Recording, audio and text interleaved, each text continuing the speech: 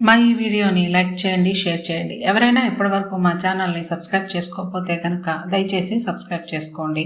అలాగే ఈ వీడియోని చివరి వరకు చూడండి. గోచార రీత్యా ఈ సమయంలో ఈ రాశి వారికి ఏ విధంగా ఉండబోతుందో మనం ఇప్పుడు తెలుసుకుందాం. ఈ రాశి వారికి ఈ సమయంలో చాలా అనుకూలంగా ఉంటుంది. ఈ రాశి వారికి గ్రహాల అనుకూలత కారణంగా చాలా అద్భుతంగా ఉండబోతుంది అని అయితే కనిపిస్తుంది. ఈ రాశి వారికి గతంలో అనుభవిస్తున్న బాధలు అన్నీ ఈ సమయంలో తగ్గుముఖం పడతాయి.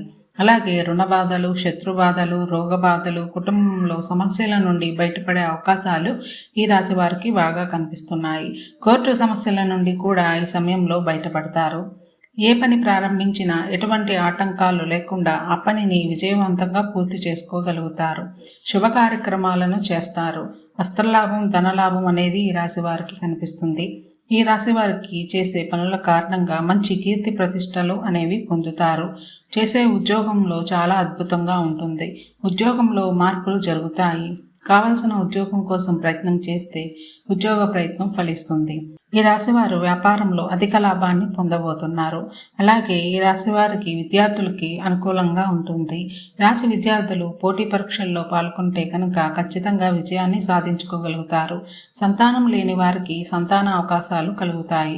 వివాహం కోసం ప్రయత్నం చేస్తున్న వారికి కూడా వివాహం జరిగే అవకాశం కనిపిస్తుంది. ఈ రాశివారు ఈ సమయంలో కుటుంబ సభ్యులతో కలిసి చాలా సంతోషంగా, ఆనందంగా ఉంటారు. సంతానం నుండి శుభవార్తలను వినగలుగుతారు.